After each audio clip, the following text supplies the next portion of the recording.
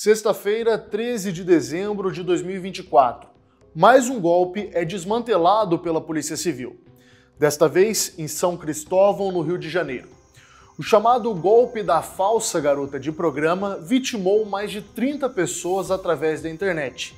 Com ameaças de expor traições, criminosos conseguiam dinheiro de homens que procuravam relações casuais em sites que ofereciam um serviço de prostituição. Como os criminosos atraíam as vítimas e conseguiam extrair dinheiro delas sem usar uma única arma de fogo? Antes de abordarmos o caso, não se esqueça de curtir o vídeo, se inscrever no canal e ativar as notificações. Veja agora no Casos de Polícia.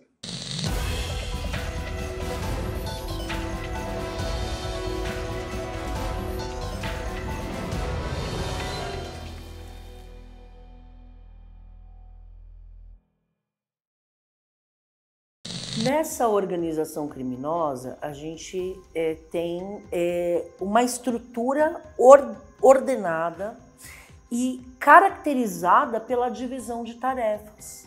Então, a gente pode dizer que há uma hierarquia, sim, é como uma empresa. Então, tem a pessoa que gerencia, tem a pessoa que é responsável pela logística, tem a pessoa que é responsável por ser atriz, né, para simular que é uma garota de programa, e muito provavelmente também tem um indivíduo que ele é o responsável do TI, digamos assim, que seria o hacker, o indivíduo que é responsável por, através da internet, que é o que tem a habilidade, a especialidade de, através da rede mundial de computadores, obter os dados, a qualificação e as informações pessoais daquele indivíduo. Então, realmente, há uma estrutura pré-ordenada, há uma estrutura organizada com divisão de tarefas, com o objetivo comum de praticar a infração penal em conjunto.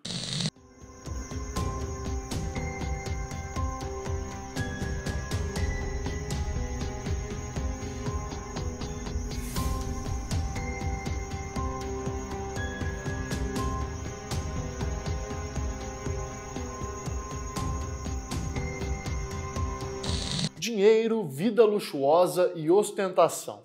Até onde você iria para conseguir realizar os seus sonhos? Algumas pessoas são capazes de construir sua vida praticando golpes virtuais. É o que Rian, Rayene e Sara estavam fazendo, de acordo com as investigações da Polícia Civil. Sara e Rian estão presos. Rayene segue foragida da justiça com um mandado de prisão por extorsão em aberto até o momento desta reportagem. Nas redes sociais, ela fazia questão de mostrar o quanto gostava da vida de luxo. Como que se descobre esse tipo de delito? Então, o que a gente tem de informação aqui em relação ao caso desse golpe da falsa garota de programa, da falsa prostituta, é que essa jovem, essa Rayene, é uma moça de apenas 18 anos, de repente, que tem muitos seguidores nas redes sociais, passa a ostentar através de viagens, passeios de jet ski, vestuários de grifes. Então, esse tipo de conduta apresentada, né, essa ostentação, ela chama atenção.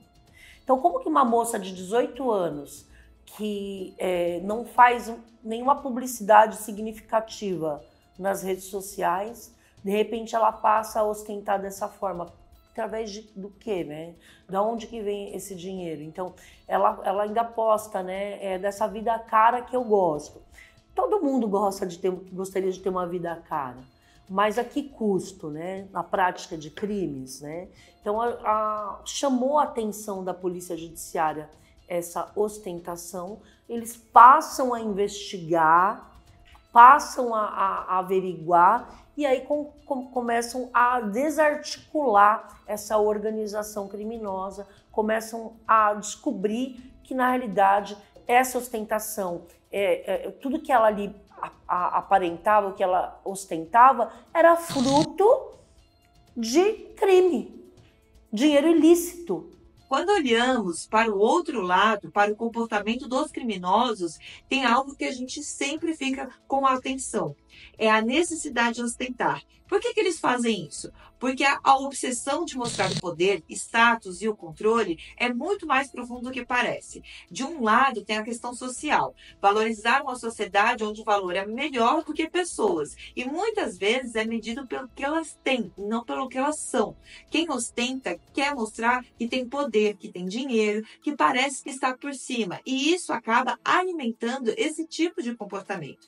Psicologicamente, isso também diz muito sobre eles. A necessidade de ostentar muitas vezes está ligada a um desejo de compensar inseguranças internas. É como se eles precisassem provar constantemente que são melhores, mais espertos, mais poderosos do que todo mundo. E o ato de se enganar, de manipular, dá a sensação de ser superior. Eles se sentem com o prazer de controlar a vida das pessoas, brincar com a vulnerabilidade, e isso reflete em traços de personalidade como o narcisismo, onde o prazer está em ser admirado, temido e respeitado, ainda que custa de outras pessoas e o medo delas. Rayane não fazia programas de fato. É aí que entra um engenhoso golpe com instruções detalhadas que era compartilhado e adaptado pelo grupo. Uma conversa interceptada pela Polícia Civil revela 5 passos para o golpe ser bem sucedido. Tudo começava com uma mulher que se apresentava como garota de programa, via aplicativo de mensagem. Esse documento que foi interceptado pela Polícia Judiciária do Rio de Janeiro, ele de fato tem um script que determina ali o passo a passo para a aplicação desse golpe, né? Então, esse documento por si só, ele indica que há possibilidade de que não seja só uma associação criminosa de até 3 pessoas. Há possibilidade de que seja uma organização criminosa mais complexa, já que há um manual para que você faça um curso de como cometer esse crime. Você, de fato, vai ensinar indivíduos a praticar esse crime. Se, de fato, for comprovado durante esse processo que há uma estrutura hierárquica e de números de pessoas, mais do que 4 pessoas, eu já entendo que a conduta aí desses indivíduos já se enquadraria na Lei 12.850, que é a Lei de Organização Criminosa. Aí, nesse caso, a situação fica bem mais delicada, já que há aqui uma estrutura pré-ordenada para a prática de crimes. Mas isso não significa necessariamente que é uma grande organização criminosa. Pode ser um pequeno grupo de pessoas que se uniram e ali numa mesa de bar decidiram criar um golpe da falsa prostituta e vamos tentar a sorte. Então, o que eles fizeram? Eles criam um perfil nessas redes sociais, né, de conteúdo adulto, e uma prostituta fake mesmo, né? Uma garota de programa fake. E através disso eles conseguem captando, né, as possíveis vítimas. Com base nesses dados dessas pessoas que interagem, eles começam a levantar a vida pessoal dessas pessoas. Então tem todo um modus operandi, tem toda uma forma pré-ordenada e organizada para praticar esse crime. Não posso dizer assim que seria uma coisa, nossa, que inteligência, como eles são hábeis. Realmente eles criaram um golpe que, de fato, a princípio, conseguiram sim, né, vitimizar mais de 30 pessoas, mas que rapidamente foi descoberto pela Polícia Judiciária Carioca.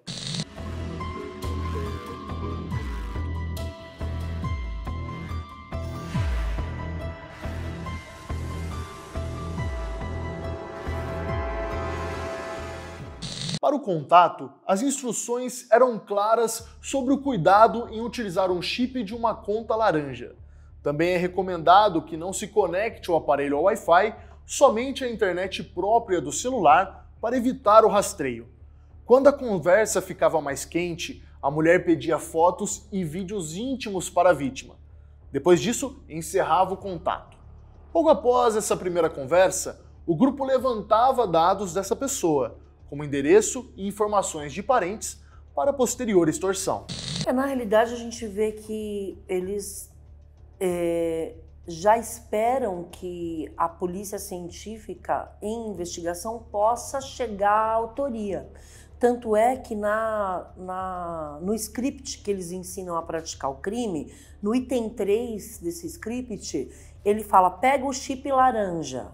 O que é um chip laranja? É você pegar um chip em branco e cadastrar num nome, RG, CPF, data de nascimento, uma qualificação de um indivíduo qualquer que nem sabe que na realidade estão registrando os dados dele naquele telefone. Então, laranja é a pessoa que estão usando o nome dela, mas ela não tem ciência de que aquilo de fato está sendo praticado, ou até tem e compactua, mas geralmente os nomes utilizados não têm vínculo com as pessoas que estão envolvidas ali naquele delito. Nesse item ainda ela fala, não conecta em Wi-Fi. Por que não conecta em Wi-Fi? Porque a polícia científica na investigação, ela pode verificar através de IPs, através da rede que aquele determinado aparelho, aquele número que se conectou. Então, há possibilidade de verificar os dados, como, por exemplo, a URB, estação rádio base. Todos esses elementos de informações digitais são facilmente apurados pela polícia. Então, eles tentam burlar esses elementos digitais de informação. É por isso, né, respondendo aqui, é por isso que é necessário que o Brasil aperfeiçoe, nós precisamos aperfeiçoar a nossa legislação para que acompanhe o avanço da nossa sociedade. Então a gente tem aí o nosso Código Penal de 1940. Não obstante a gente tenha tido algumas alterações legislativas significativas, como, por exemplo, o pacote anticrime, a Lei 13.964, entre outras atualizações relacionadas aos crimes cibernéticos, ainda é muito frágil a nossa legislação. Nós realmente, de fato, precisamos de proteção no âmbito digital também. E aí que entra o próximo passo do golpe. Quando um homem que se passava por cafetão, ligado à facção, iria cobrar do suposto cliente a perda de tempo da garota de programa. Segundo a polícia, após essas ameaças, eram cobrados valores entre R$ 600 e R$ 3.500 das vítimas. A vítima começa a pensar em coisas como, por exemplo, como eu não percebi, será que eu fui tão ingênuo assim, como cair nesse golpe, mas a verdade é que não tem nada de óbvio aqui. Esses criminosos são mestres em manipulação. Eles estudam, se preparam, testam estratégias, exploram a vulnerabilidade das pessoas de forma cruel e premeditada. Isso não tem nada a ver com a inteligência ou ingenuidade da vítima, tem a ver com o nível de manipulação do criminoso. A polícia revelou uma divisão de tarefas. Rayene fazia ameaças, alegando fazer parte de uma milícia e que envolveria a família da vítima caso ela não cooperasse. Sara, a prima dela, é suspeita de emprestar a conta bancária para recebimento dos valores arrecadados dos golpes.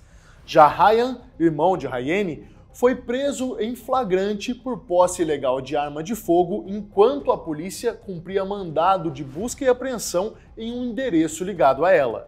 Nesse caso, a pena de reclusão de 1 a 5 anos. Só que a gente tem que entender o seguinte, nesse caso concreto, a Rayene é uma jovem de 18 anos. Então, a títulos de pena, de dosimetria da pena, mesmo que ela venha a ser condenada além do estelionato, a gente tem aqui uma questão muito importante. Esse estelionato, ele é cometido em contexto de associação criminosa ou de organização criminosa. Pelo que a gente tem aqui, de fato, em termos de autoria, é ela mais 2 indivíduos, portanto 3 pessoas. Então a gente pode falar aqui na conduta do artigo 288, que é até 3 pessoas se associarem com o intuito de cometer crimes. Aí nesse caso a conduta da Rayene se enquadraria no 171 com o 288 e numa eventual pena ela teria algumas questões de diminuição. no momento de aplicar a dosimetria da pena, em razão da minoridade relativa, porque ela é menor de 21, maior de 18, menor de 21, a pena obrigatoriamente é diminuída, que é uma circunstância atenuante obrigatória. E também, se ela confessar, né, no caso dela ser capturada e ela ser submetida em juízo, judicialmente ela confessar essa autoria, ela também teria mais uma diminuição de pena. O que a gente sabe até o momento é que ela encontra-se procurada pela justiça, ela encontra-se com prisão preventiva decretada, atualmente com a situação foragida. Mas se amanhã esse mandado de prisão for cumprido ou até revogado e a ação penal se iniciar e ela em juízo confessa, tem mais uma questão aí de diminuição de pena. Ela também pode reparar, restituir os valores que foram subtraídos da vítima, que também seria uma causa de atenuante, a reparação da vítima. Em vez de denunciar, muitas pessoas acabam se calando porque têm medo de serem ridicularizadas. E isso, infelizmente, é um reflexo da forma de como a gente age enquanto sociedade, que ainda culpa as vítimas em situação de vulnerabilidade. Já ouviu dizer, mas também olha onde ele foi se meter. Pois é, esse tipo de julgamento afasta as pessoas de pedir ajuda e buscar a justiça. Por isso, precisamos urgentemente de conscientização sobre o papel de apoio às vítimas. É importante que elas saibam que denunciar não é motivo de vergonha. Muito pelo contrário, denunciar é um ato de coragem, é uma forma de frear que esses criminosos possam ter novas vítimas.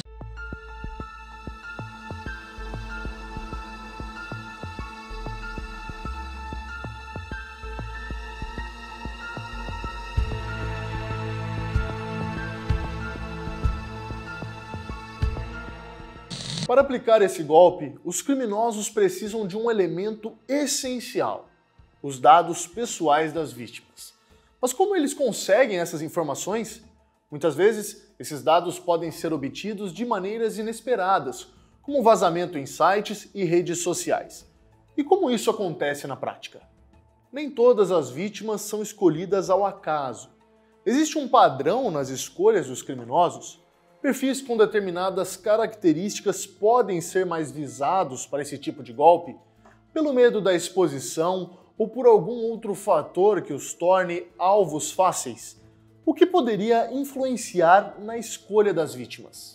Os criminosos, na verdade, vazam bancos de dados com informações daquelas vítimas que são alvos fáceis. Então, indivíduos que são viúvos, indivíduos que usam aplicativos de encontro e têm mais idade, né, já têm certa idade, pessoas que não nasceram no mundo conectado e possam de alguma forma não ter a perspectiva e a cautela de imaginar que mulheres, se passando por garotas de programa, possam na verdade usar essa história para ou tirar informação, para extorquí-lo, para de alguma forma prejudicar aquela vítima e ganhar algum dinheiro com crimes cibernéticos. É importante lembrar que as redes sociais estão tomadas desses criminosos, desse tipo de figura, que muitas vezes nem são mulheres, são homens que se passam por mulheres em perfis falsos apenas para tirar dinheiro das vítimas. Essa relação muitas vezes se torna até quase um namoro virtual que gera a confiança entre criminoso e vítima, é comum. E as pessoas precisam se afastar desse tipo de relação. Se algum tipo de encontro ou algum tipo de match, como chamamos nas redes sociais, acontecer entre duas figuras, ambas devem ter cautelas. Ambas devem ter cuidados e desconfianças. Não se entregar, não enviar informações, não enviar fotos de nudez, não dar nenhum tipo de dinheiro, porque é provável, existe uma grande chance que aquele perfil é falso ou que se trata de um criminoso ou uma criminosa que vai usar esse tipo de encontro, esse tipo de aproximação, vai usar as redes sociais para cometer crimes. Então, a grande medida de prevenção é a cautela absoluta para qualquer pessoa que se conheça na internet. Caso alguém caia neste golpe, agir rápido pode fazer a diferença. O que a vítima deve fazer assim que perceber que foi enganada? Existem medidas que podem minimizar os danos e até ajudar na identificação dos criminosos? O crime de extorsão é um crime previsto no Código Penal, está no artigo 158, a pena pode chegar até 10 anos de prisão, a pena é grave, e ele é um crime formal. Isso significa que quando alguém exige um pagamento para não fazer algo, mediante algum tipo de ameaça grave ali, já o crime está consumado, não precisa haver o pagamento. Então, para todas essas pessoas que foi exigido esse tipo de pagamento no modelo de extorsão, o crime já está consumado. E aí a orientação é, caso alguém seja vítima de uma dessas figuras, deve preservar todas essas provas, levar à polícia, lavrar o boletim de ocorrência e processar criminalmente tais autores, porque basta a exigência do pagamento que o crime de extorsão já foi cometido. A melhor forma de evitar esse golpe é estar preparado. Pequenas atitudes no dia a dia podem impedir que os criminosos tenham acesso a informações pessoais. O que uma pessoa pode fazer para se proteger e evitar cair nesse tipo de crime? Existem ferramentas ou estratégias que ajudam a aumentar a segurança? Cada dia que passa, a Polícia Civil, a Polícia Federal, estão mais preparadas para encontrar essas pessoas, mesmo que utilizem perfis falsos, mesmo que utilizem VPN, para de alguma forma ocultar a conexão, a polícia pode encontrar tais criminosos. Delegacias especializadas foram já fundadas. Nós temos hoje em pleno funcionamento no território nacional agentes policiais especialistas em tecnologia para encontrar esses criminosos. Então, qualquer um que for vítima deve sempre lembrar de procurar a polícia, lembrando que esses crimes só irão piorar, porque hoje esses criminosos têm certas ferramentas disponíveis, mas com a evolução da inteligência artificial, eles poderão criar qualquer tipo de figura, qualquer tipo de mulher super atraente que poderá até falar, interagir, se comunicar, sendo falsa, sendo uma imagem forjada por uma inteligência artificial. Então, em pouco tempo, isso já vai estar, com certeza, sendo utilizada por criminosos na internet, e aí todo cuidado é pouco. A desconfiança deve ser de tudo e de todos. A vítima desse tipo de estelionato, desse tipo de extorsão, ela tem vergonha de registrar a ocorrência. Então, imagina um marido que tem sua esposa, que tem seus filhos e acabou sendo vítima numa situação dessa. Então, primeiro ele vai ter que confessar que ele está sendo vítima desse delito para a esposa, para que não tenha problema, talvez. Então é complicado, porque a proteção legal desse tipo de delito, o correto é você registrar um boletim de ocorrência na polícia judiciária da competência ali da sua residência, do local que você se encontra, já que a gente está falando de um crime de natureza cibernética, de um crime cometido no âmbito da internet, então o seu local de residência ali se presume a competência jurisdicional. Então procure a delegacia de polícia e faça um boletim de ocorrência. Outra forma de você se proteger, se você está ali trocando mensagens com um garoto ou uma garota de programa e há a possibilidade de estar sofrendo um golpe, você tem que ter cautela até para você encaminhar fotos íntimas. Você está encaminhando fotos íntimas para uma pessoa que você não conhece, para um indivíduo virtual. Então a gente tem que ter muito cuidado com isso, porque é um conteúdo que foi enviado depois, muito provavelmente pode ser usado contra a sua pessoa. Então, nesses casos, o conselho básico é registre a ocorrência.